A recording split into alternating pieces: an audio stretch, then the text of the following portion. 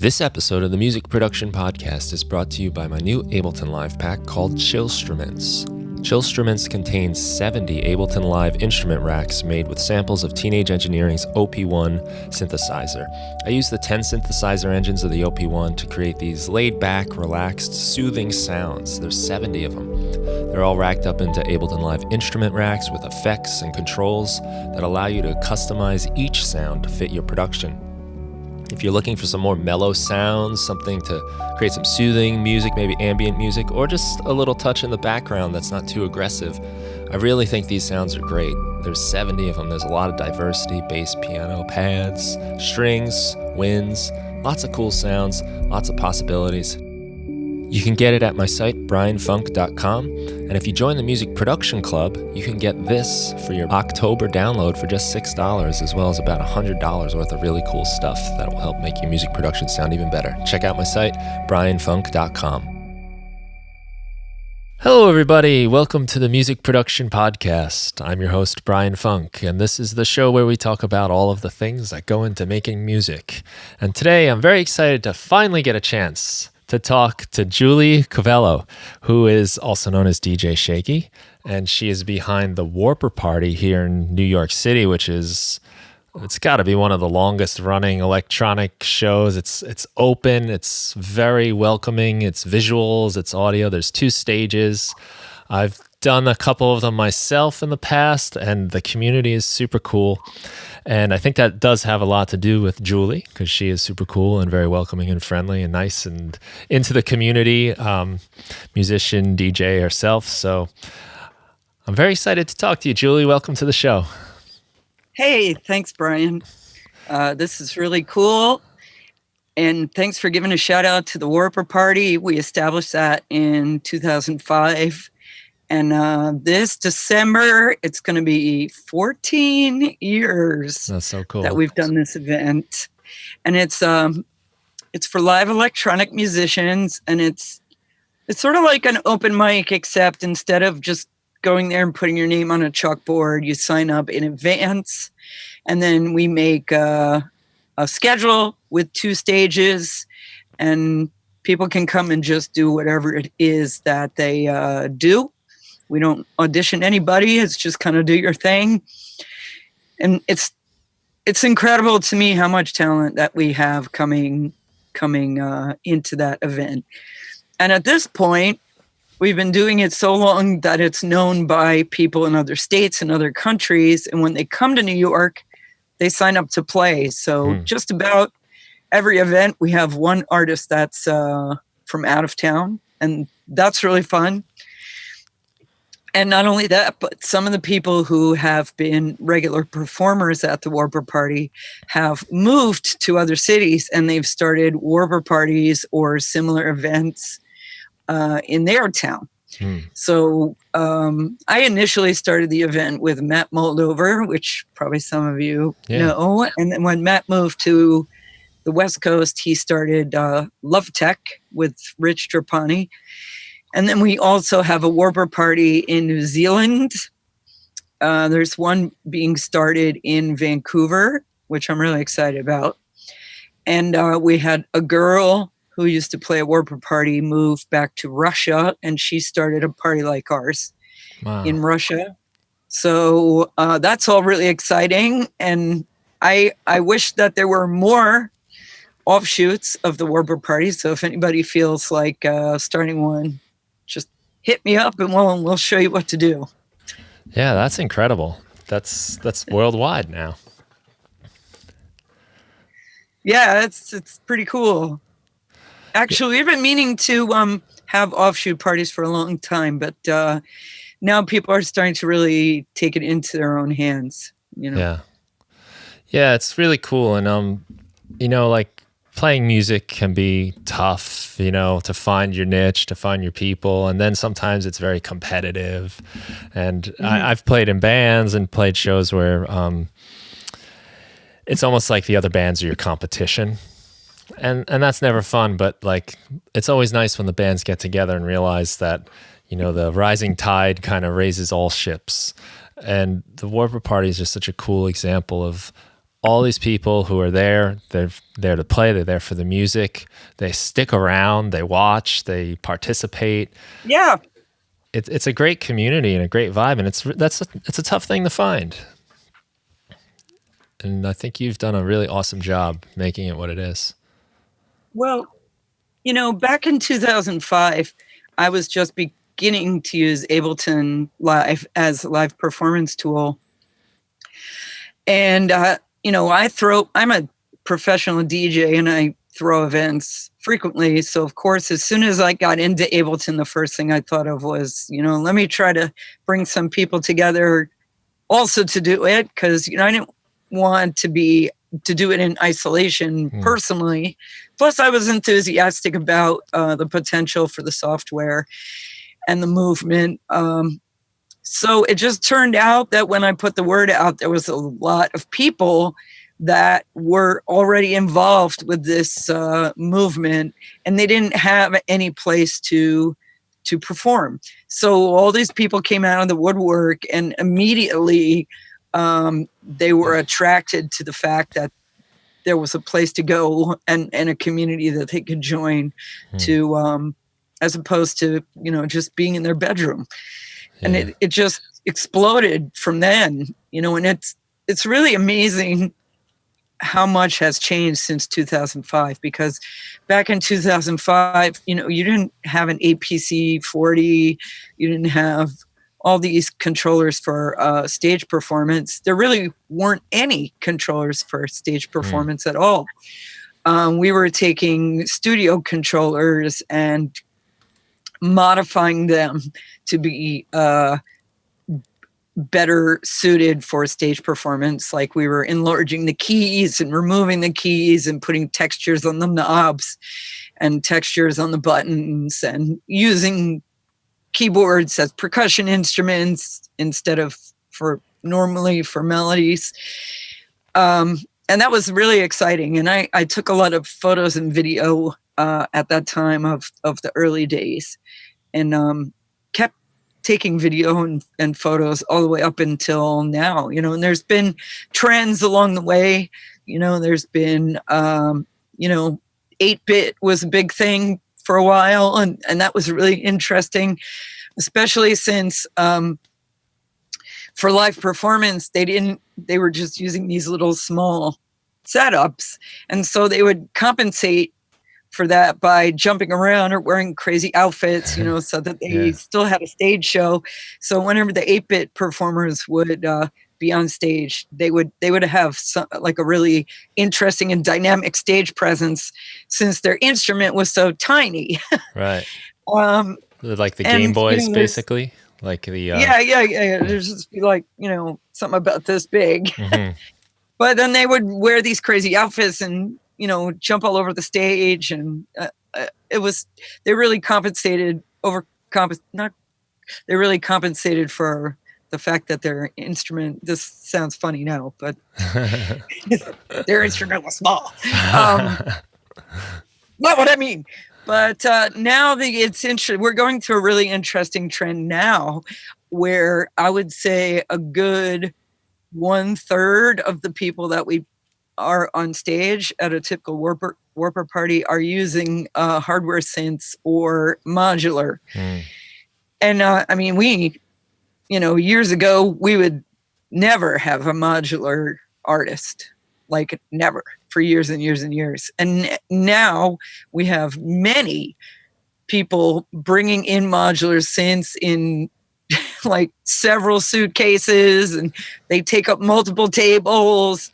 And I'm like, geez, man, that's like really labor intensive to bring that out. But that really seems to be, there seems to be a swing back from the software now. We've been doing software for a really long time, and I think people are really getting into hardware now. Yeah, that is definitely an interesting trend. I mean, 10 years ago, where would you even buy that stuff? It wasn't even really available. And if it was, out of reach for the average person. That's pretty cool. The 8-bit thing has always been fun for me. We're both wearing our 8-bit hats here to match. I saw she had a Super Mario hat. I had to take out my Bowser hat if you're watching. But that's actually the 8-bit stuff is some of the stuff that really got me into doing electronic music, is because it was just such a throwback to my childhood, and I loved hearing those sounds in other types of music. It was really fun for that. I find it's definitely something I wanted to ask you about because, in 2005, like it was just such a different world. I think it's easy to forget. I think YouTube came out in 2005. Well, there was no social media. Yeah, the there was social no media. When I first started advertising the party, it was in Time Out New York, because Time Out New York was still a widely read magazine, and and it had a huge club listing section. So that was how we first started, was through Time Out New York, and there wasn't any Facebook and there was no YouTube. So, now if you have any sort of question you need answered, or if you want anything, go to you. But back then, it was like we were really fumbling around in the dark, like we needed each other, because every one of us brought a different skill and a different point of view and a different aesthetic to the table. And that was really important for the development at that time, because you didn't have access to everything on YouTube that you do now. Yeah, I'm sure you're like checking out what other people are doing. How did you do that? What did you make there? Exactly. Yeah, and I had friends that were on call, especially Matt Moldover, who was my partner with the event. He was already, even in 2005, he was already a master of live electronic music performance. But he was, at that time, he was kind of a low-key, kind of shy guy. And so, building the community was what I was good at. So between the two of us, it was a really powerful combination of skill sets. Yeah, I would imagine like back then, even the term like controllerism was just being born, just coming out. Well, he and I came up with that, right? That's something you guys coined, right? Yeah. Actually, for a period of time, I was Moldover's manager, and we were having a conversation. I think we were at South by Southwest, and we're walking down the streets of Austin, Texas, and I was trying to think of how to market him. And I said to him, I was like, look, dude, you're the best in the world at this thing, but this thing doesn't have a name. Yeah. Okay. So we can't tell the world that you're the best at this thing because it's got no name. So we got to come up with a name for it. And we batted around some ideas, and Controllerism was what we decided was, it was catchy. Yeah. And it sort of made sense if people knew turntablism and then they know controllers, then Controllerism, sort of like an offshoot of turntablism. So it was like something that people could understand instead of some long-winded technical thing. And then I said to him, I was like, look, okay, now you have to have this in print that like marks the day that this is coined, and whatever is in print, it's got to say that you're the boss of this. So I was like, who do we know who is a writer? And Moldover knew Ian Golden, who I'm sure you know, DJ Tech Tools. Yeah, who does DJ Tech Tools, and he was a writer. I'm actually not remembering the name of the magazine. Was like, I think it was a Remix magazine.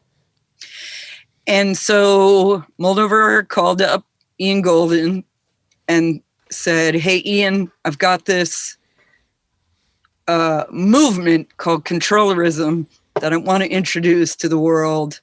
Can we write about it? And Ian was very enthusiastic because, Ian is very much into controllerism and that whole concept as well. So he was like, whoa, great. That sounds great. So Ian in Moldover wrote an article about controllerism and what it is and Moldover's place within it. And it came out in Remix Magazine. And that was the launch of controllerism as a movement. And, I sort of wanted Moldover to be the position as the godfather of controllerism, just, for marketing purposes. But the thing was, he was the godfather of controllerism. So it just makes sense. Yeah. And then he's one of the first I saw doing it, when I was first getting into it.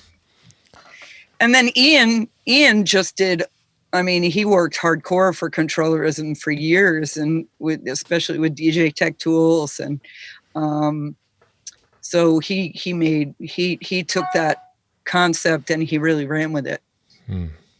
So what year was that? Do you know? That is a good question. I can tell you that, but not off the top of my head. Okay. I guess Google if you'd like Remix Magazine Ian Golden. You could probably figure that out. I could do that right now. Well, I could see if I can find that and put it in the show notes with a bunch of these things we're talking about here for people, because it is like sometimes you forget, like when you go into your local music store, like your mainstream Guitar Center type of thing, and you see the launch pads everywhere, and you see all the Akai things, and they're everywhere, and it's really a pretty new idea. It doesn't go back that far. Yeah, this would have been, I'm going to take a wild guess that it was probably like 2007 or something, because it was not long after we started Warper Party, but it was before Cisco, whatever that window is. Well, what was kind of cool is that when that Remix Magazine came out, I think it was AES or one of those huge shows at the Javits Center. Yeah. And Remix Magazine had printed up, I don't know, a zillion copies of that magazine, and we're giving them out at the convention. So that was handy. Yeah, all right. Got like every one of those magazines had the article about Moldover and controllerism in it. Help blow it up. So that was a win. That was a total win. Do you remember any of the other names you guys were floating around before controllerism came around? Shoot, man. I don't. It was like a brainstorming session. And you're right. It's catchy. It's a really good one. I think it says it. It communicates what you're doing pretty clearly. And it's very hard to do that so concisely. Well, I sort of, it became a broader term than I initially had anticipated it, because to me, controllerism was like turntablism in the sense that you were really, really good at using the controller as an instrument, like a turntablist. Like a turntablist is not a DJ. Like a DJ uses a turntable, perhaps does some scratching, but they're not a turntablist. A turntablist is like sort of a next level expert, right? And that's the way I viewed controllerism. But then controllerism started to be used in a much broader sense, like for anybody who was using a controller as an instrument. And in the beginning, I was like, that's not right, because to me, it was a much narrower concept. But then I was just like, whatever, Yeah. The baby got away and grew up. Let the people have their term, Yeah. Once it's out there, it's no longer under your control. Yeah. So now it's kind of like, even if it's your first day using a controller as an instrument, you're a controllerist. Yeah. But it's cool. I think it's a really important event, or well, is event the right word? But it's a really important turning point in music. Like I teach a course in a sampling course with Ableton Live for Berkeley Online. And Berkeley has just adopted the electronic digital instrument as like an actual instrument you can go and audition for to get into the school, and it can be your focus of study. So it could be controllers, it can be the laptop. So it's like this great shift in what we consider. Yeah, no, I mean, it's taken almost 15 years for this to be legitimized. And Dan Freeman, I'm sure you know Dan Freeman. I was just told that he's now running a department at Juilliard. I did see he posted something, because he was getting a lot of attention recently. It's somewhere in New York City, though. It might be NYU. It might be Juilliard. I was told Juilliard, but this is secondhand information, so I would. And this is my bad memory. So fact check that. But he'd been around with his push with, I think it might have been one of the Korg nano controllers kind of attached to it. So it was like a guitar. Yeah, well, he cited my Voltex controller as inspiration for that. Have you seen my Voltex controller? Tell us about that. That is something I didn't write down that I was thinking earlier I wanted to ask you about. I didn't put it on my list either. I completely forgot because that was 7 years ago. You know, it's kind of like a Frankenstein type of creation original. Yeah. Well, I've never been a huge fan of using controllers on a desktop. You know, I thought it would be more fun if I could have the controllers in some sort of fashion where I could move around and I could interact with the other musicians on stage and I could interact with the audience and I could dance around and gesticulate and all kinds of stuff. So I proposed at that I was about developing that I was doing a Warper radio show on WPS1.org, which eventually became clocktower.org. It's a radio station run by Alana Heiss, who was the founder of the museum PS1. So it was art radio. And that station was run by Jeannie Hopper, who also had the Liquid Sound Lounge radio show on WBAI just until recently. I think she's just before she went off the air, she celebrated, I think it was 25 years. She had the longest running weekly radio show in New York City history, which is, if you think about it, that's pretty incredible. Yeah, for real. The regular terrestrial, not in radio. So she was on BAI for over 25 years. Then there was like some issues with BAI and she decided to pursue another way of doing her show. But she was the station manager at ps1.org. And Warper Party had a radio show called the Warper Party Radio Extravaganza. And if you Google that, all the shows are still online. I think there's something like 42 shows.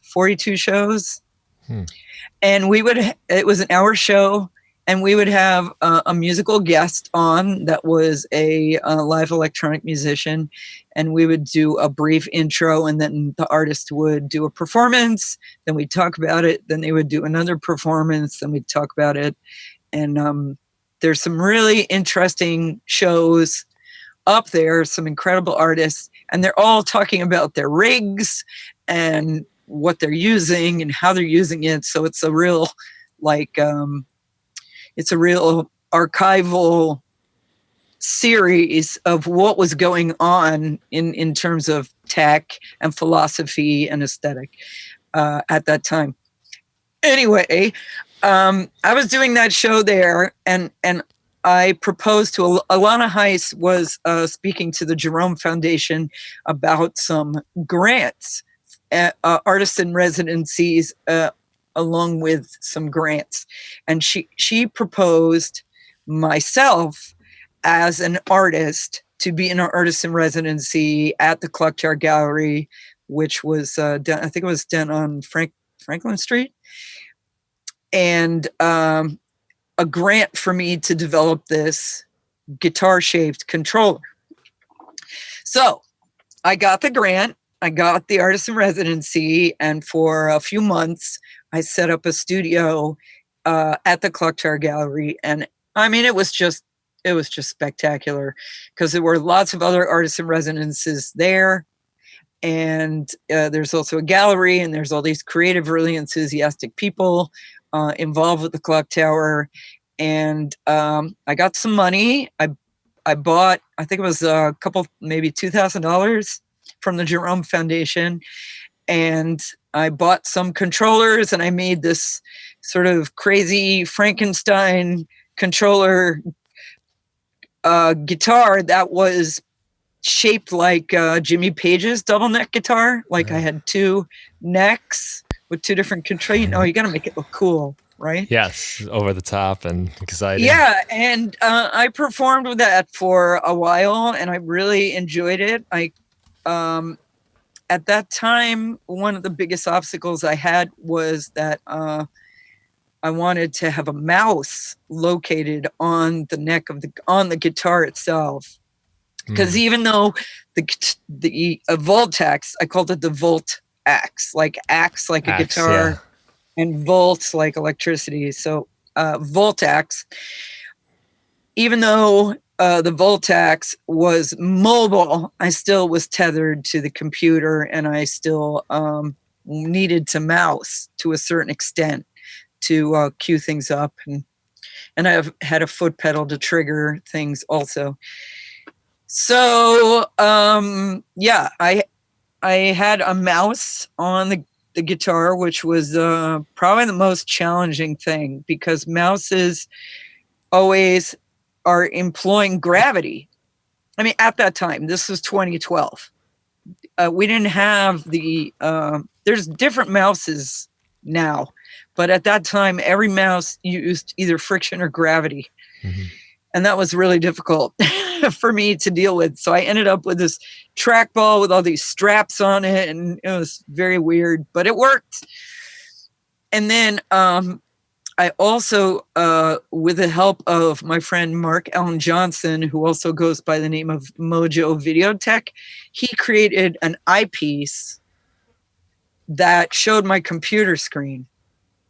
So this was actually before the Google Glass came out. Like, I predated the Google Glass. So I had my computer in the eyepiece, and that was really interesting because you could look beyond it by just focusing differently, and you could see in front of you, or you could computer screen, and the computer screen would sort of hover and be superimposed over anything in your field of vision. Similar, I don't know if you've ever seen those. For a minute, they were thinking of projecting television images on car windshields. I don't know if you remember that. No, I don't remember that at all. Bad idea. Yeah, watching my TV show. Yeah, pretty bad idea there. But yeah, for a minute they were doing that, and they were saying, well, you could see right through it. Well, yeah, sort of. But but in my case, that was the way it was working. So I had this like weird eyepiece, and I had this controllers that were, and it was really great. It was really great. And actually, it was so great that everyone would stare at me. And I was really uncomfortable. And I didn't like, that was the thing that I didn't like about it. You know, I would take it out of the case, and people would stand and applaud, which is really cool and fun. Yeah. But I'm not like a showboaty person. You know, I'm not like, you know, Axl Rose, where I want everybody to look at me and I'm going to wave my hips in front of your face. And I'm not that guy. So when I would play the Voltax, everybody would be staring at me. and staring at my hands and and I was just like, oh my God, I did not expect things to be this way. And so I actually kind of stopped using it because of that. Really? Because of It that, worked too because well. it was just made me really uncomfortable on stage. Like, I don't mind being on stage, but I don't want people like staring at me. I want people to be having a good time and dancing and socializing and stuff, and not like staring at my fingers, you know? Yeah. So Well, I guess like the DJ on stage is a little less in your face than the Axl Rose is on stage. no, and I mean, nobody looks at me on stage. Like, every once in a while, someone will come over and give me a high five, and I'm like, yeah, but, they're not staring at me. Yeah. They're out there doing. I did use the controller in a band for a while. I was in a band with 2 girls, and it was a great group. Very, very talented musicians, these 2 women. One of them played keyboards and wind instruments, mainly saxophone, and the other was a bass player and percussionist and singer. And then, I had the computer, so I could basically fill in everything else. And that was a great act, except the other 2 girls were very accomplished musicians and had their own solo acts and their own bands, and trying to, coordinate to get together was, virtually impossible. So we played a few times, and we had a great time, and we made up some tunes, but they had already established acts that were being very successful. So they just kind of we disbanded. That's the hard thing. It was really fun. Yeah. It's always really hard fun to get together with the band. Yeah. It was part of what got me into doing live electronic music. Was it just became like so disheartening to keep bands together and, put all your eggs in the basket, and then, next thing you know, they don't exist anymore. Or, you realize that priorities are changing or different, and, it was all great when it first started, but you know what I'm saying? There's 100,000 things that can make a band fall especially apart. if like people meet significant others, or they get married, or they go to school, or there's lots of things that are distractions. Yeah, I mean, sometimes it's just they're great if we're going to play once a week and maybe play a show once a month, but when it starts picking up and you think that this is great, we're moving forward, and then some people might be like, I was kind of good with the way it was, that was all I needed. That happens too. Yeah, I mean, I'm in a band right now called the Plaster Cramp. The Plaster Cramp. Plaster like the wall, and cramp like the cramp I have in my foot when I stubbed it earlier this morning. The Plaster Cramp, and I'm really enjoying playing with this band. I'm more of a side musician. I'm not part of the primary songwriting process at this time. Maybe that will change, but there's 3 other fellas in the group, and they write basically the songs, and then they'll send me demos, and I just add whatever I fancy to the songs, whether it's percussion or pads or bass lines or keyboard synth lines, or you name it. And we have an album. It's on Spotify, and you can check us out. Nice. I think it's a really good group. It's like a rock band, sort of. It's like art rock, sort of, in the sense that like or LCDs, like that sensibility.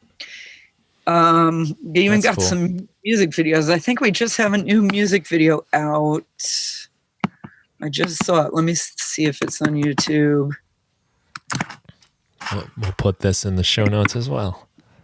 Yeah. Let's see. So are you on a specific instrument, or are you it sounds like you're doing a lot of different things.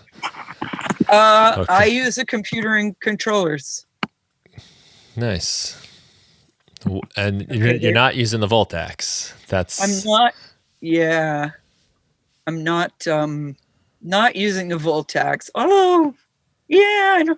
It needs some work. I was doing the Voltax 2.0, and I was working with a good friend of mine. His name is Ed Podekar.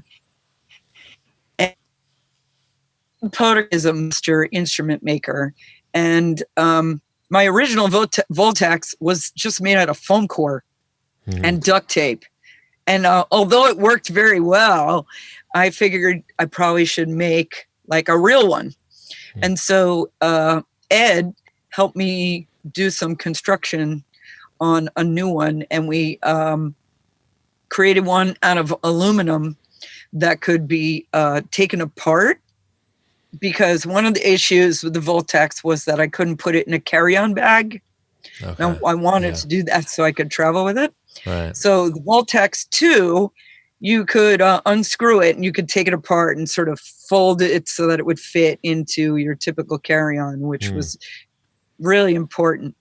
But then when I started putting the pieces back on it, I was just having a really hard time. I wanted the pieces to be able to be taken on and off so that I could change them, or I could, if I had a problem with one, I could replace it.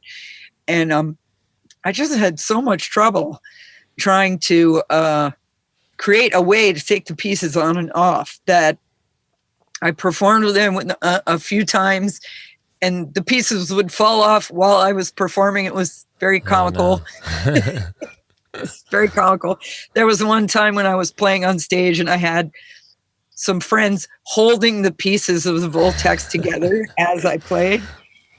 And so it never really got to the point where it was a fully functional, real instrument. And then I sort of got involved with other projects, other types of music that required different kinds of controllers, and it's been in the closet since then.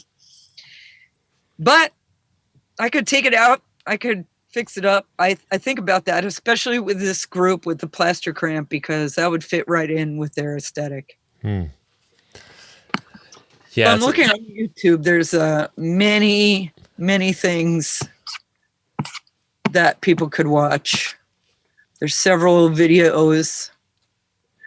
The album that I'm on is, the whole album is on YouTube. The history, what's it called? The History of Rome in 5 pages. The history of That sounded pretty fun from that few seconds I just heard. Oh. Heard like scientific sounds and spacey. Yeah, well, it's amazing. All the songs are very, very different.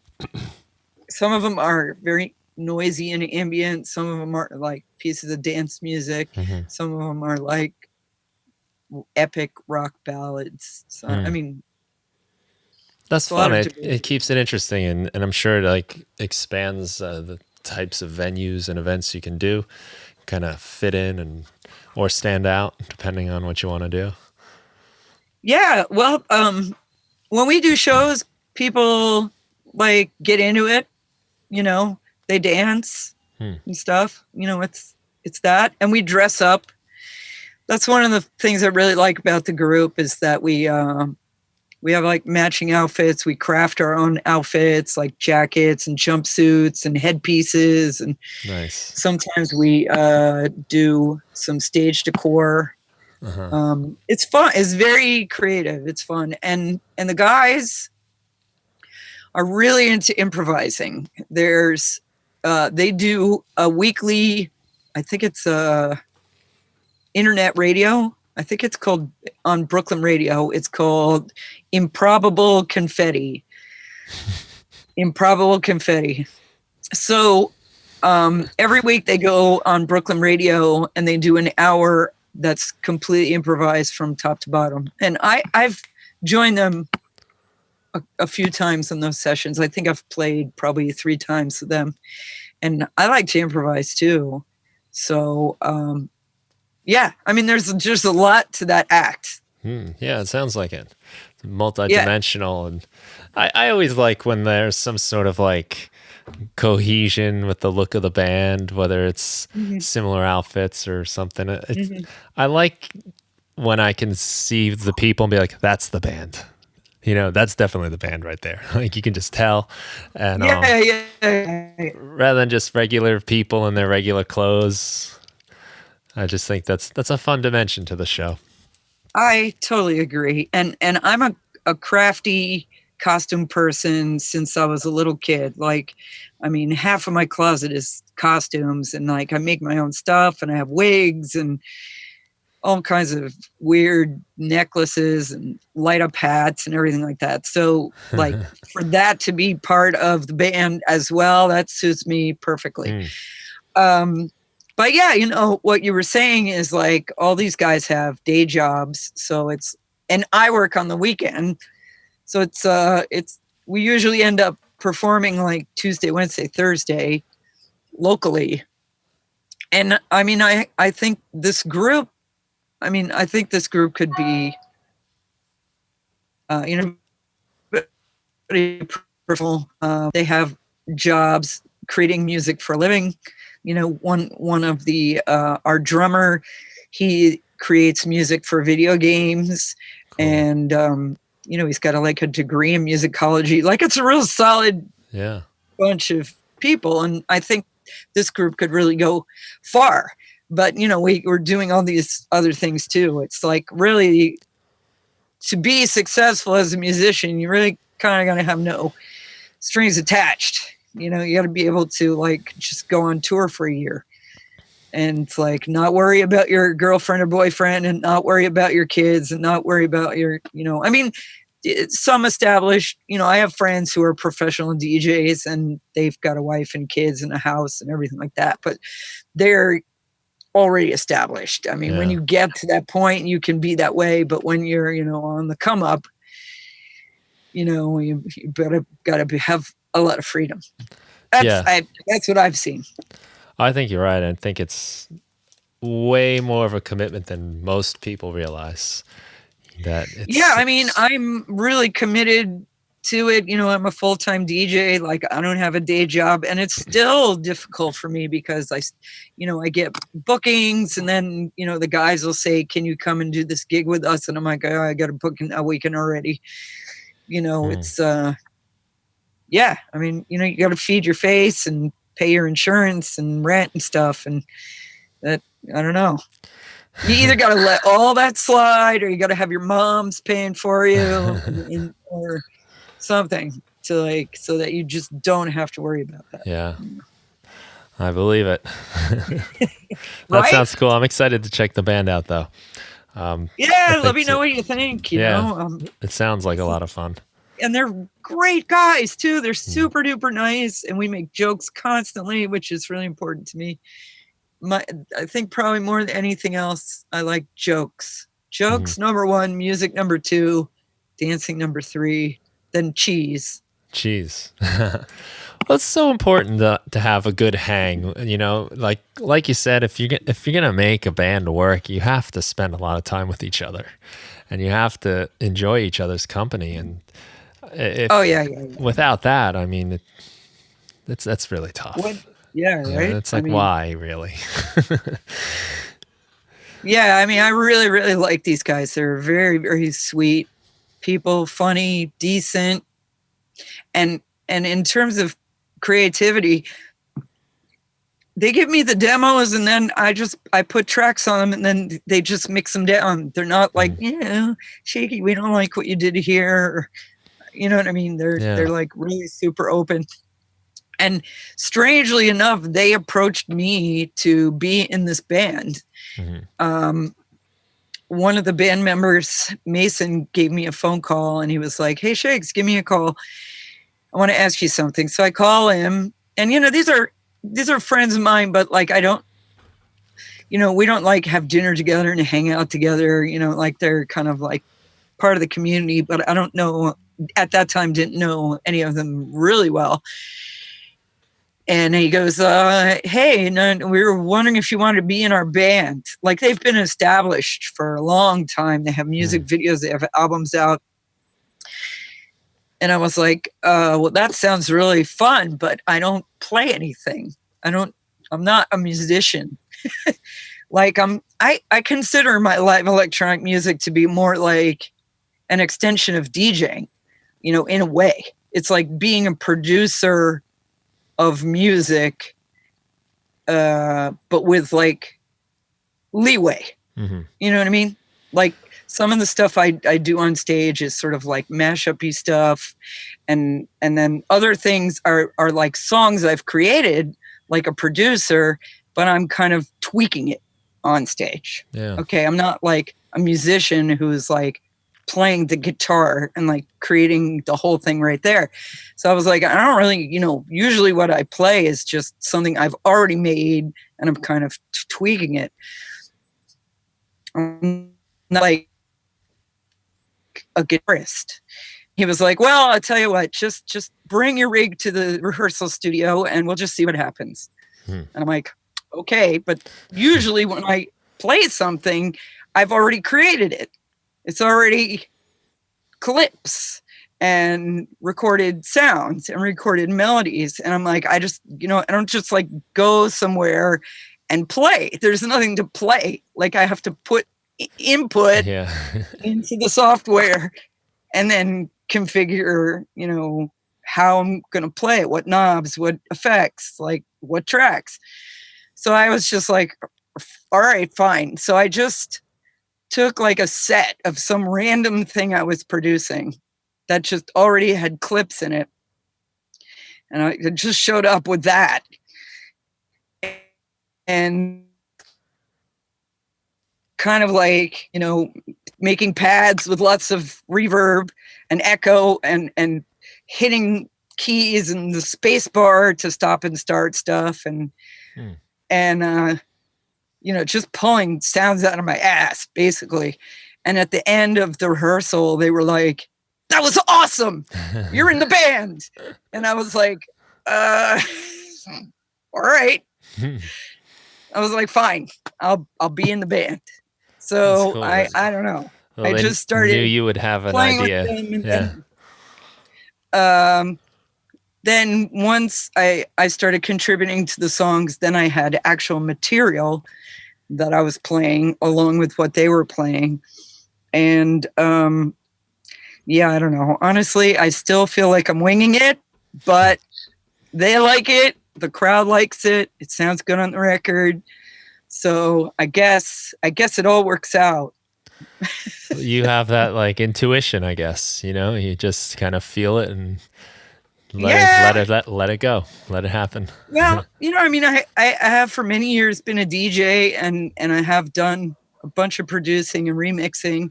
So I can hear what they're doing and I can say, well, this would sound good with a keyboard line in this frequency range and maybe some shakers, and maybe I can drop some really low end in there because, you know, there isn't any very low end coming from any of the other musicians. So I kind of like, you know, I just kind of fill in the spots. Yeah.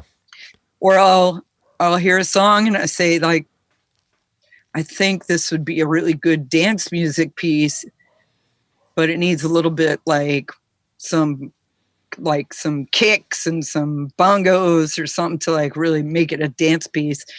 And yeah, so, and then, you know, I make those things. And then when I get on stage, that's what I play, you know? That's cool. And that kind of thinking, like where you're like looking for like holes in the frequencies you can fill, or like something rhythmic, we need low end, we need shakers up high. I don't think I really, you know, understood that myself until I started doing live electronic music also. Like I was a guitarist playing, you know, a couple instruments here and there, but it was by doing this stuff on my own where I started to see it more as like there's a spectrum, you know, the frequency spectrum, I guess, really, and I need to put things in spots. Whereas when I was in rock bands, the instruments are already kind of designed to fill those areas. You have your drums, you have your Right. bass, you have your Yeah. guitar, maybe keyboard and vocals, and they all kind of, it fills out naturally.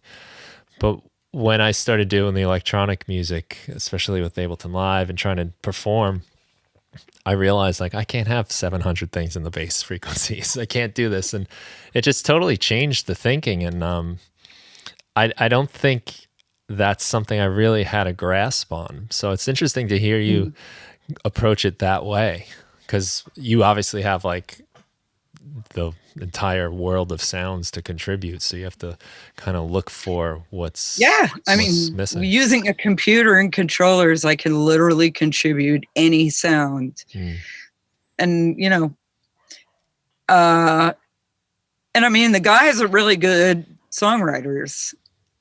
So, yeah. And I mean, I have more of like a producery viewpoint, because doing live electronic music and also producing tracks, like I'm thinking about frequency ranges and instrumentation and arrangement like all the time. Like when you make a song and you're an electronic musician, you are the whole band. Yeah. You're doing all the parts. You are the guitar, you are the keyboardist, you are the drummer, you know, so you sort of have an understanding of how all those puzzle pieces fit together. I had a brief stint playing keyboards with one of my friend's band, and it was like a alternative rock band kind of deal. And I was using my laptop and a MIDI controller, and I'm like playing a bass part, you know, like some crazy bass synth sound. And pretty quickly I realized, wait a minute, we already have a bass. Like, what am I doing this for? Like, I'm just getting in the way. I'm confusing the song. I'm not making it better. It like sounds cool when I'm alone doing it, maybe, but it's just a totally different way of thinking compared to just when your instrument is just always filling that spot naturally. Yeah, no, it's a completely different mindset. I mean, if you're a bass player, you're the bass player. You just do your bass, you know? Like, yeah. I mean, every song that I do is like, has completely different issues that come up, you know, because I'll be like, oh, I'm working with this vocal and this. I mean, it's just like I mean, if you work extensively in one genre, then I'm sure you get like pretty used to the types of problems that you need to solve, and you end up with a template and sort of that's all your typical problems. But like, I don't usually work in one style of music. I tend to be a little bit more diverse, for better or worse. And so I feel like I'm constantly solving problems with, you know, frequency cancellation and not enough low end and you name it. Yeah. Well, those are problems like in your rock band, they're solved for you already. You already have the template, you know, right. Electronic I mean, the music template is bass, guitar, vocals, drums. That's the template, you know. Well, I found doing like electronic music jams with other people, it's very easy to get into like the role where you just make every sound yourself and you just kind of like stepping on each other. But when you kind of make the decision, like I'm going to kind of cover this part of the song, you cover that part of the song, whether you discuss it or not, that's when it works the best. Because otherwise, like you said, you could just be the whole band yourself. Yeah. I mean, yeah. I've done a couple electronic musician jams, and it just seems to be kind of like two bands playing at the same time, you know? It's kind of like it can go there very easily. It's much better if I'm working with a vocalist or a rapper, or spoken word person, or a percussionist or something like that. Yeah. Yeah, it has to at least be considered. Because, like you said, otherwise you're just two bands playing at the same time. That can be rough. You know, I think a lot of like music production these days has gotten so much more solitary.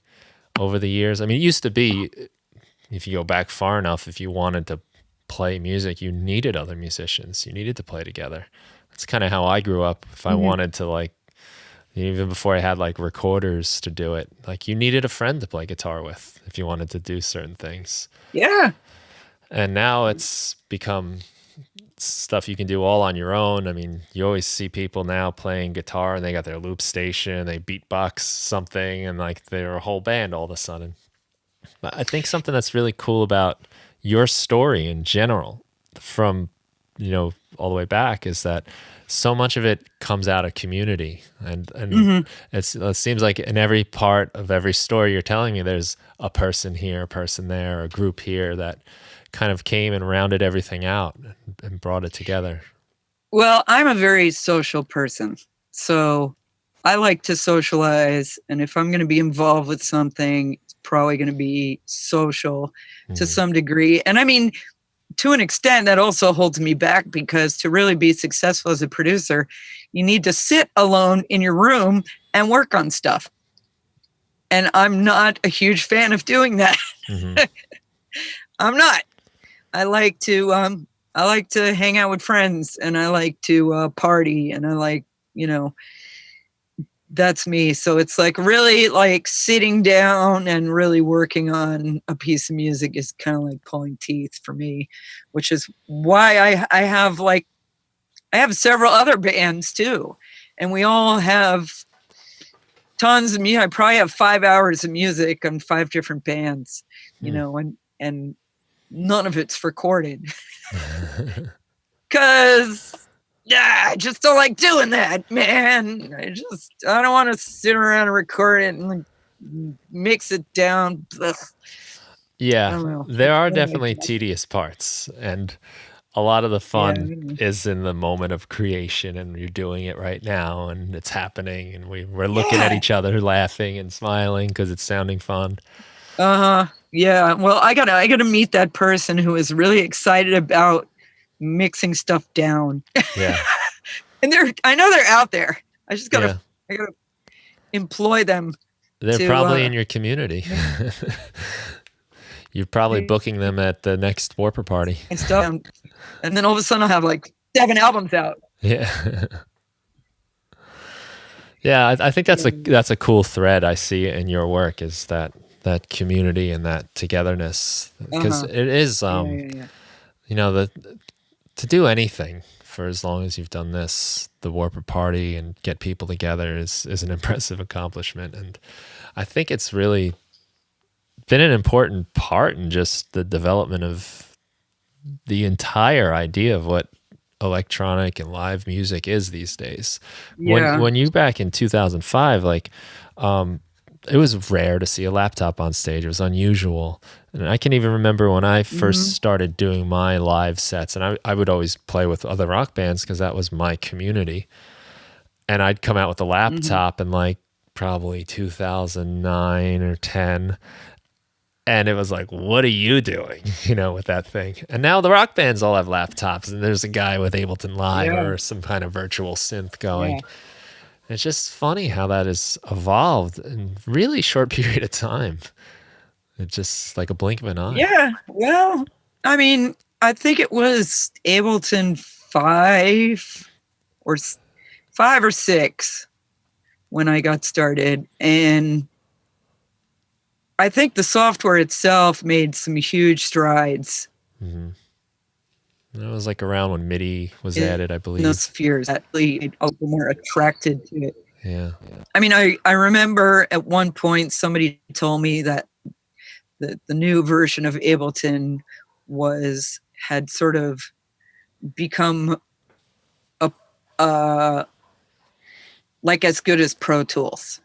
Like, or in terms of like production quality, like there were internal things that weren't really up to snuff in terms of like using it for a professional studio. So some people weren't using it for that, but now they are. At a certain point, it sort of turned a corner. Again, fact check, but this was what I was told by my nerd friends. that people weren't using it for professional producing, and then they were. It sort of turned a corner and was good enough for that.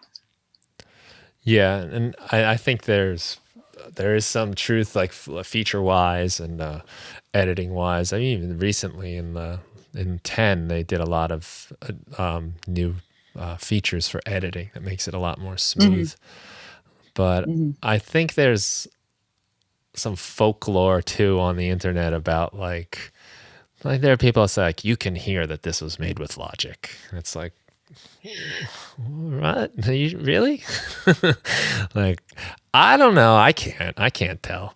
I can tell maybe like my workflow is different if I'm in a different program. I was going to say that seems more like a workflow thing, or maybe the sounds that it's packaged with or something. Yeah. Or certain effects. Right. But this was more like the sound engine type of argument. Like you can hear like, I don't know. I think a lot of that stuff is not important to anyone that listens to music, and just the people that are doing it. Like so many things. People have very low standards in general in terms of, and some of the best music is some of the worst quality. I mean, New Orleans Bounce, when that first came out, man, the sound quality was just, it was awful. But the music was tremendous. And, punk rock, obviously, hardcore, obviously. I mean, old funk it's awful, the production quality. But, if it's good music, if it moves you, it's going to move you. And I think people sometimes, like, in certain types of music, like say maybe techno or dubstep or bass or tech house or something, like the sound quality's got to be on point because that's sort of the reason for the style in the first place. It's like a sound design genre. Right. So if your sound design is crappy, then why are you even making it in that genre? You know what I mean? But other than that, it's like, it's just the music's just got to move you. It's got to be funky or soulful or have good songwriting or good energy or whatever it is, and people are going to eat it up. I think that cuts through more than the quality. A great song or a great beat or a great groove comes through. Totally. Whereas, you can have a crappy song with a crappy groove and it doesn't matter how well you record it, it still sucks. And as a matter of fact, I think that's sort of a pitfall a lot of groups get into. Like their first record is awesome because it's raw, and then the second one, they have a little bit of a budget and they get too caught up in like making it sound nice, or maybe it's not the band that's trying hard to make it sound slick, but it's like the producer or the label people are trying to slick it up, and then they spend too much time doing that and it just gets ruined. Yeah, kind of sucks the life out of it a little bit. It's like, I was just listening to some Santana yesterday, and it's like, old Santana is so great, and then Santana of the 90s is just like, ugh. It's way, way too slick, way too polished, way too poppy. Yeah, that was pop music at that time, really, as opposed to like this raw energy jam. Dude, old Santana kicks ass. It's amazing. Sometimes you need that like gritty recording to capture that energy. What I always have this problem. Like if I demo a song, I got this idea. I'm kind of making a demo that if I try to re-record it, it's like a fake representation of what I was doing. You know what I mean? Lose the magic. It's like an artificial. I had a nice apple, and now I have like a plastic apple that's like shinier, but doesn't taste like anything. Yeah. So I think like demoitis, people call it. You get like attached to that energy that happens when a song is new and fresh. So, there's a magic in there, and I don't know if it's how it gets captured through the microphone or what, but you can feel it, that there was an excitement and enthusiasm to it compared to like, all right, this is take 87 and I got it perfect. Mm-hmm. Yeah. Well, I'm going to segue from this concept to talking about my mentor, Il Gates. Yeah, I wanted to ask you about that. Yes. I love his work. I'm a fan of Il Gates and a friend and a student. And he has an online school called the Producer Dojo. Mm-hmm. And I am part of the school. And there's many students in this school. And he does, there's a number of levels to the school based on how much commitment you want to make to it. And he has something called the weekly download, which is a live webinar he does every Wednesday night. And it's really inexpensive to participate in this webinar. I think it's like $5 a week. And you can watch his online class, and you can type in and ask him questions and stuff like that. And then there's other levels, and I don't know exactly what's included in each level, but there's content on his website that you can access. You can go to his house in Los Angeles and live there for a week and work with him all day, every day on tracks. He has an amazing home that's, I don't know, I think it's like 8,000 square feet or something. And there's multiple rooms. You get your own room. You can stay there and work with him all day. He'll give you assignments. Then you come back. He'll review your assignments, and you can work on a track together. You can even work on a collaboration with him. I mean, it's kind of amazing. That is wild. And the reason I was segueing into this from what you were just talking about is that one of the things that he teaches is to have prepared sounds and effects and things like that, sort of the way a chef would prepare food that they are about to cook with, so that when you actually do get to cooking, you can just grab the stuff and throw it in the pot and make your delicious dish very quickly.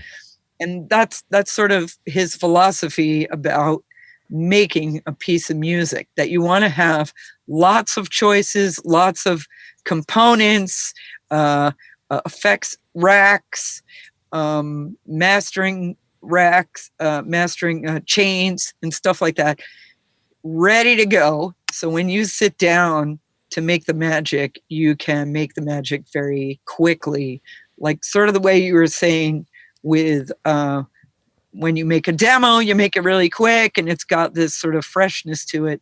And that's one of the things that he teaches in his workflow philosophy, to keep that magic when you're creating, is to be able to work really fast and just draw the ideas out of your head very quickly, and not let things like tech or laboring over a beat or something like that, slow you down. He has workflow methods where you create groups of sounds and groups of beats, and so that you can make things very fast. I'm just giving him a shout out because I am a fan. And you know what? He, in addition to being a great teacher, he's a very engaging philosopher, and he's very funny. He's hilarious. Like when you see his weekly download webinars, he tells you stories about his life, about successes and failures and oddities. And I mean, you don't even have to be a producer.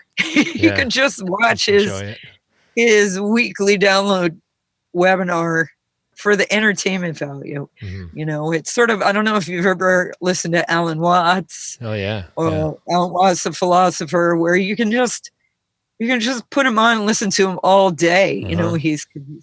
he's so engaging, and he's funny, and Ilgates is one of those kind of people.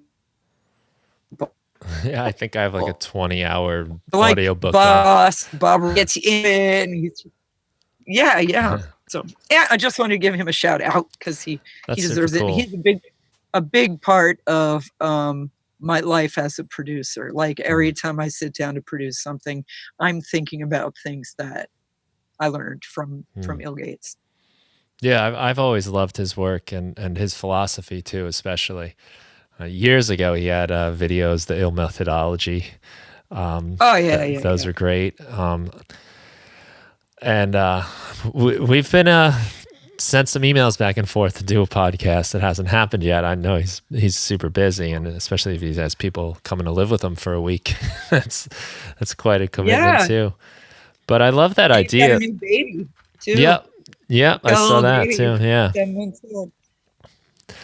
I love the idea of like capturing things when it's fresh and raw. Like nothing, like when you have inspiration and you're really jazzed on an idea. I think of it like you're holding water in your hand, and you better drink it, use it, because it can slip through your fingers at any second. Yeah. And so often, it's true. You're doing something that's cool. Okay, now I need like something technical, and then you just go down the rabbit hole of maybe you're searching through samples, or you're trying to EQ something stupid that you should worry about later, and then next thing you know, you don't have your water in your hand anymore, and you're out, and you don't feel like doing it. Or you're sick of it. Yeah, I mean that's my problem. I work on something, I keep hearing it over and over again for 3 hours, and I'm like, ugh, I don't even like it anymore. Yeah, I'm like over it. Right. And honestly, this is something that I'm really enjoying working in a band, because I'm only 1/4 of the instruments, and I just got to worry about my little corner, and they do all the rest. And compared to being a music producer where you're responsible for everything, only being responsible for 25% is like, wow, I feel like I'm on vacation. It's so much easier. It's like 75% of the work is, or more, because I'm not even involved with the mix down process either. So much of the work is done by other people. I just need to concentrate on my little bunch of stuff, and man, it's great. Yeah, that's great, especially when you have a lot of faith in the other people and you enjoy what they do. And this is true. That's true. That is a great feeling, and it gives the music a longevity for you, as opposed to like, when you do everything, all the secrets and every little twist and turn that's going to happen. But it's nice sometimes to like listen to your band and be like, oh man, that bass part you played is so cool. I didn't notice you did that. And just little things like that are great. Yeah, definitely. And when you're on stage, it's like 4 people, not one person, and everybody is like, either loves you or blames you, whether they like it or not.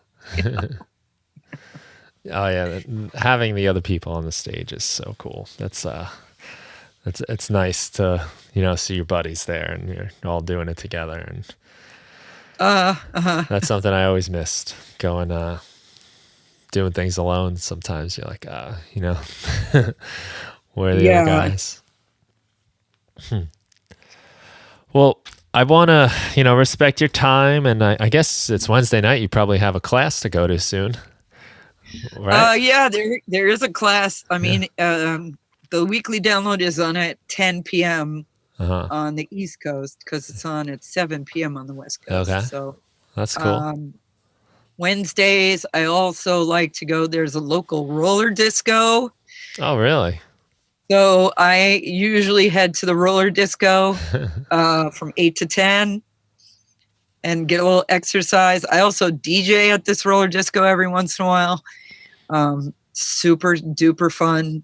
It's like really good skaters. Like people are really into skate culture.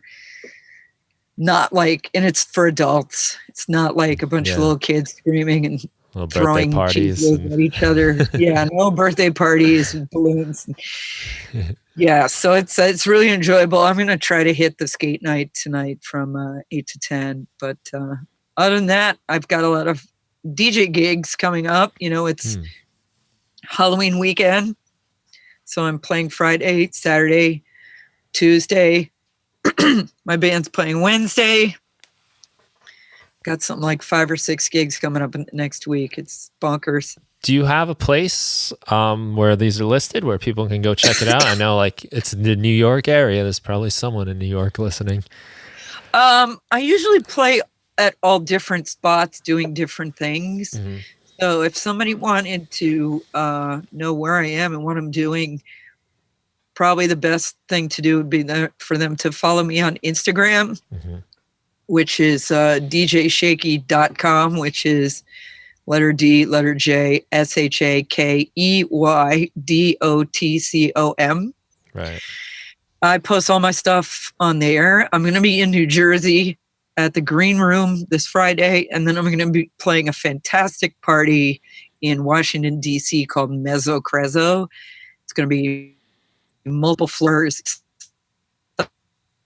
decoration. Mezzo Crezo mainly focuses on sort of a global perspective, global sounds. So there's going to be a big global bass main dance floor, and I'm playing in a room that's all vinyl. I'm actually playing all vinyl. Cool. Latin, boogaloo, cumbia, Afrobeat, Afrofunk, Afro and Latin disco on vinyl. Nice. This Saturday. Yes.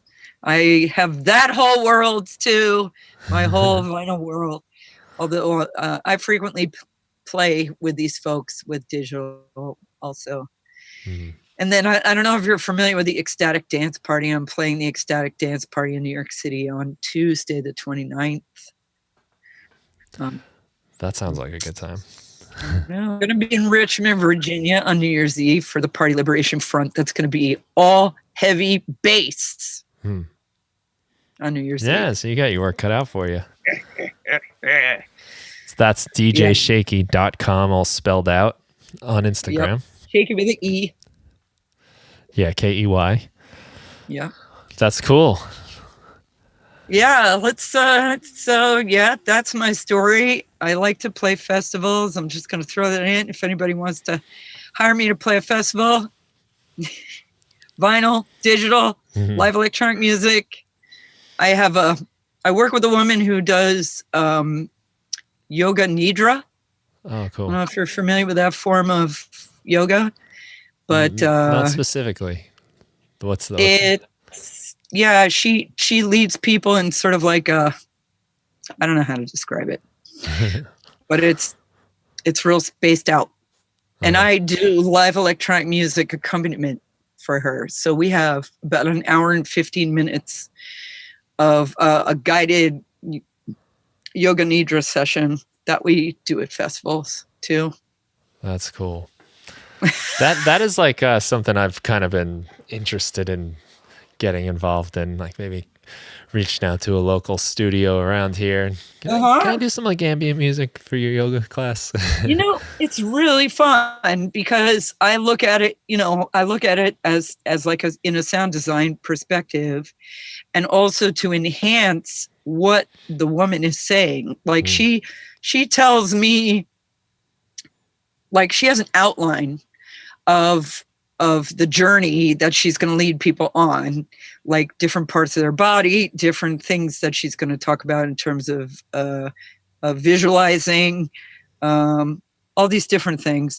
And then I create the music to go with that. Like if she's talking about the sky, it's almost like you're creating a soundtrack to a film in that sense. Because even though there's no visual, it is very visual for the people, because the visual is in their brain. Yeah. And then there's also, you're encouraging people to relax parts of their body and to some extent control their heart rate. So also tempos can be manipulated between the beginning of the session, the middle, the end, that kind of stuff. You can put a lot of thought into it. Yeah, I bet. You know? Yeah, it seems like a fun place to with like there seems to be like a nice amount of freedom, but still, like you said, there's a nice structure to it too. Yeah, I mean, when I created this piece of music with this woman, it was very structured, you know, because as it was, I was performing it live, but based on, you know, she isn't saying everything exactly to the second because she's dealing with human beings and she's walking around the room and doing aromatherapy and touching people's bodies and stuff like that. So there needs to be some flexibility. Like if I recorded it, it probably wouldn't match up right. Yeah. Because it's a live situation. But when I'm performing it, there are cues for when I'm going to transition from one type of group of sounds to another. Oh, that's cool. That's a real total full sensory experience. Yeah. And when it's over, like you've really changed people's mind state. You know, even if you're a DJ and you're playing to a dance floor and stuff, you know, there's all these other distractions. People are getting drinks, they're talking with their friends, they're seeing someone cute and being distracted or whatever it is, or they like one song and they don't like the next song and they walk into the other room. When you're dealing with people in a meditative situation, they are fully engaged. They are listening to every single thing that you do. So it's actually like a lot more pressure than you would think. Oh, I got a big dance floor. It's a lot of pressure. Not as much pressure as having, you know, 20 people lying on the floor in front of you, 100% engaged with every little sound that you're making. Like you cannot make any mistakes because you're going to blow their trip. Right. That's you know what I mean? Like you're so present. You don't want to like hit the wrong button or I don't know, just screw something up. Like everything has to be really perfect and really fluid, and you're very responsible for their mind state in that situation because they're giving you 100% of their attention. That's cool. I'd love to see that. Yeah, I mean, you don't really kind of think of it that way until you actually do it. Yes, I could see that. Sometimes when you think of ambient music, you think, it's going to be easy. It's ambient and it's chill. It's background. Not in that situation. It's not background at all. It's like you're massaging their minds with your music, you know, and it's a lot of responsibility. I was stressed out.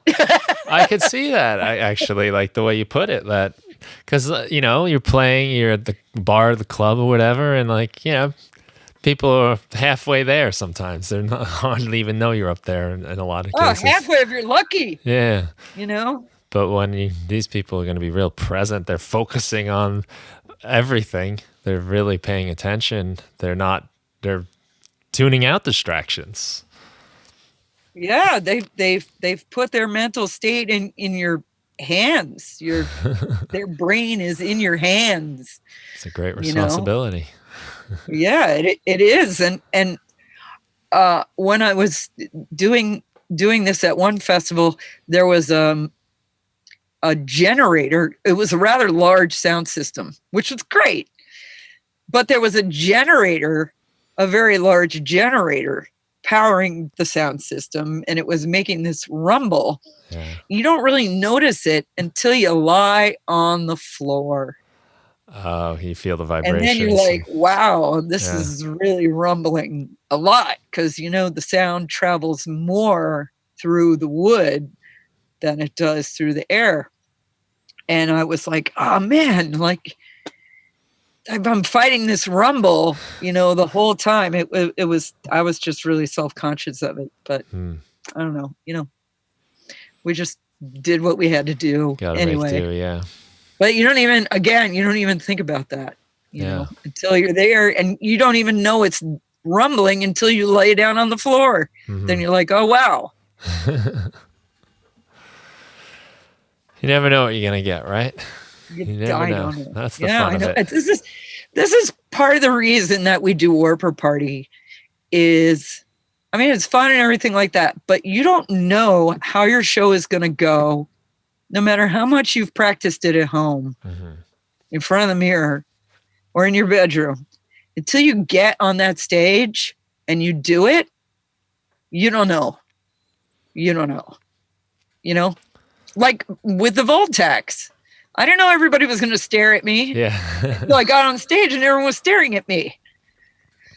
You know, so like we give people a chance to get up on the stage, and then they get up there and they learn this is what my set is like on stage. And they're like, well, it takes too much time to set up, or I'm getting a lot of feedback from the mic, or, you know, or the table is too high, or the table is too low, or I got to bring my own table that's the right height, or the lighting is too low. I have to put lights on the top of my laptop. Like whatever it is, there's all these little things that you don't know that you need until you get up on the stage and do it. And so people, they come and they play at Warper Party and they play over and over and over again, and they get good. They get really good. They turn into an act that has confidence and can be hired, and they're reliable, and they have backup equipment, and they didn't forget their cables, and like we're creating professionals there. And we have a pretty strict schedule, and we have pretty strict demands on the artists, in the sense that we require them to only give us a cable that's right and left out, and everything else has to be done by them. We don't give them a mixing board. We don't give them a sound check or anything like that. They have to have everything sorted out on their own. And they have to do their sound check in their headphones, and then they have to give us a cable that's right and left out, as you know, because you've played there. And that, I think it's really important for an artist to have that amount of professionalism and self-reliance, because when you go to a club or you play a festival or you play a show, man, you don't know what you're going to get when you get there. And I mean, I do this professionally for, 25 years. And man, when I show up to a gig, sometimes it's a disaster on the part of the venue. Like, I'll say, where are the turntables? And they'll say, oh, I think they're downstairs in the basement. I'm like, in the basement? Why aren't they set up?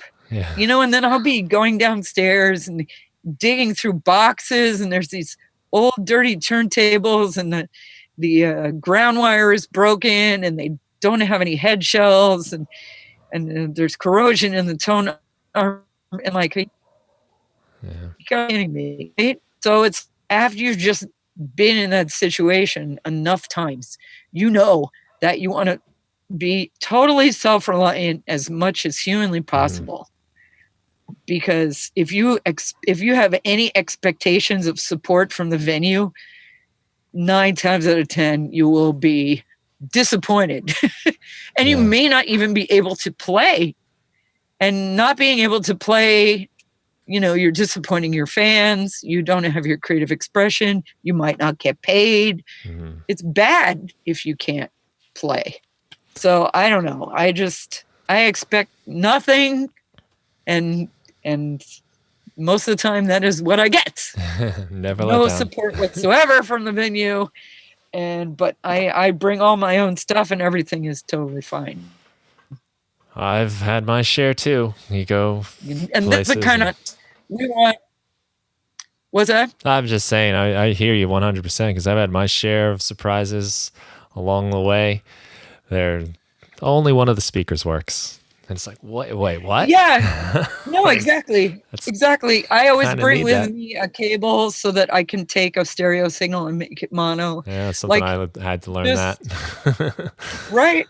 Yeah. But I figure if the artist has everything under their control and can supply a long cable with right and left out that has a variety of different like if you have an RCA cable and you bring XLR adapters and you bring 1/4-inch adapters, you're pretty good. You can plug into any PA, pretty much. And if the venue doesn't have a PA, well, I mean, there's only so much you can compensate for.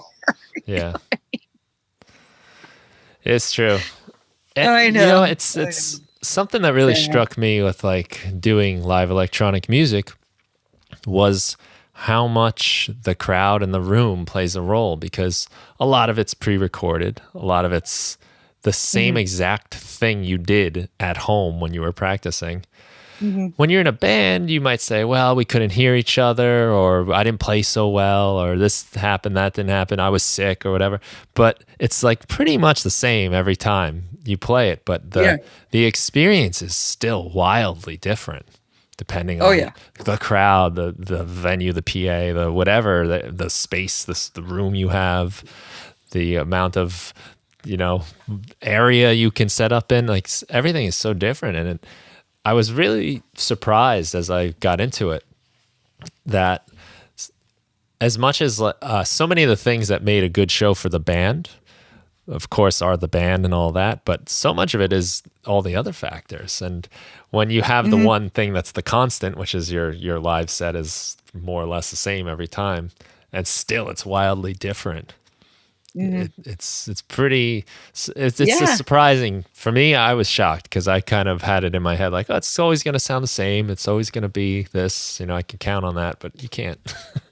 You got to be ready to adapt. Yeah, and there's a big difference because, you know, I'm both a DJ and a live performer. And when you're a live performer, people's expectations are that you're going to do what you do because, you know, you're a band.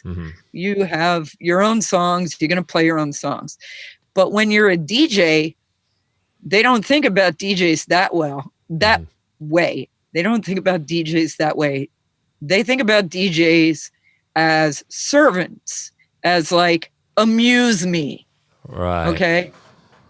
And if they don't, if you're not playing what amuses them, they will come up and tell you what to play.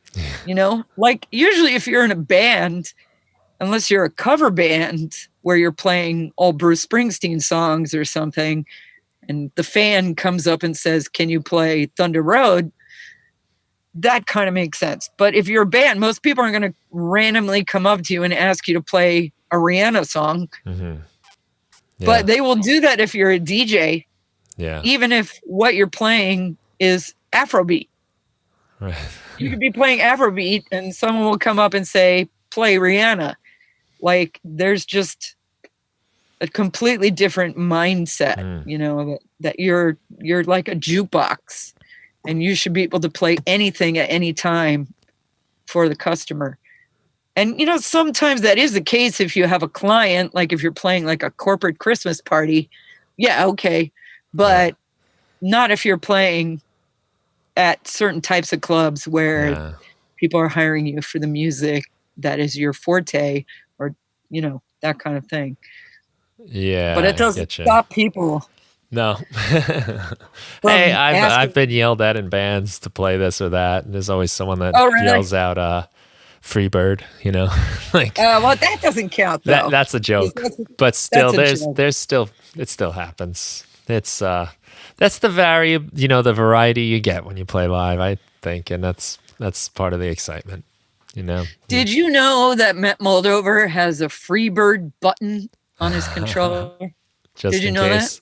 I did not know. I don't know that. if he still does, but he used to. He had a button that was, if you pressed it, it would play Freebird. So that when that person comes and yells Freebird, he just presses the button. I think that's hilarious. That is good. And he's probably abandoned that at this point. But it's a good trick to have up your sleeve, though.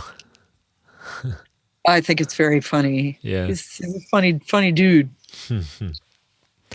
You know, he told me once that he held a guitar pick, I'm going to say for 1 year straight. It might have been like 2 years straight, but he definitely held a guitar pick in his hand 24 hours a day for at least a year. Even sleeping. Think about that. That seems completely insane, right? During dinner, sleeping. Even when he was sleeping. Yeah. Ask him. Next time you see him, ask him. I'll have to ask. He said that he kept dropping his guitar pick. He said, I'm going to hold my pick under all circumstances. And he just held it for a year. It might have been longer than a year. Wow. I was like, even when you take a shower, even when you go to the bathroom, even when you're like on a date. Yep. Got it. Yeah. Yeah, that's pretty impressive. That man can hold a guitar pick. Yeah. You might get him in the Guinness book for that, I think. That's a good point. Probably, but like, how would you verify it? Yeah. They'd have to have a Guinness person with him 24 hours a day for a year. That's rough. That would be hard to go on a date with both the guitar pick and the Guinness validator Kill the mood person. a little. Yeah, that would. Yeah. Yeah, and then in the shower too, it could be a little funny. I know. Well, Julie, listen, it was awesome talking to you. We covered a lot, and really fun to hear the stories, and I love like the history and hearing like how this all came about, and again, I think like, you're such a great example of like the power of community and what it can do, and now these parties are happening all over the place, or parties inspired by it, and it's I think it's just great proof that we're all better together with more people with each other and helping each other and working together rather than like competing or being alone. It's we're social creatures, and it's evident through your life's work. Yeah, and I just was listening to a TED Talk yesterday, and the TED Talk said that one of the biggest factors in depression, clinical depression, is loneliness. And I think even if people just have a place to go once a month, we're kind of like Cheers, like we have people who come every month and everybody knows your name. And even it's about electronic music, but it's also about, having friends and having a support group and a safety net and people to chat with, and you have a beer with them. And, it's also that, it's a part of making people just be happy people, to have camaraderie.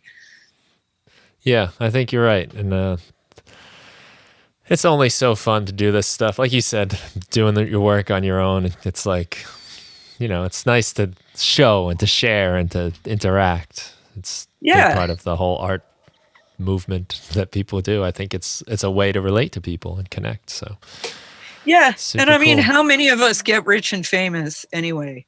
Yeah. Like not that many. Mm-hmm. If we're lucky, we can do it as like we can earn some money as a side gig. Most of us have a job, and then we do this on the side, and we might make some money playing at the club or something like that. So it's like, for a lot of people, it's about the journey, because a very small percentage of us is going to be, in the Black Eyed Peas or something, right. Like probably none of us, Yeah. It's about the journey. I know. So we might as well make it fun. That's right. Well, cool. So you want me to send people to Instagram, right? That's the main spot. And we also got warperparty.com. Yeah, that's where I am the most consistently posting about the things that I do, mixes, festivals. Yeah, and I mean, they can also message me on Instagram if they want to be on my mailing list. I send out like a MailChimp blast about every 2 weeks or so with the rundown of what I got coming up. Yep, I get that. So Instagram would be a good starting point, and then if anyone wants to message me from there, they can join the mailing list. Cool. Thank you so much for taking the time. Hey, you're very welcome. Thanks for having me. I've been wanting to have you for a long time now, so I'm glad we finally worked it out. And we'll say thank you to everyone for listening. Check out djshakey.com on Instagram and warpaparty.com too. And I'll have a lot of show notes, so you got to check the show notes. There's going to be some videos, a lot of people we talked about, and the band, the Plaster Cramp. So a lot of fun stuff to check out. Plaster Cramp. Yep. Cool. We also have Instagram. Plaster Cramp has an Instagram, and Warper Party has an Instagram. Yeah. Awesome. I'll email them to you. Cool. Well, thanks for listening, everybody, and have a great day. Yeah. Thanks a lot.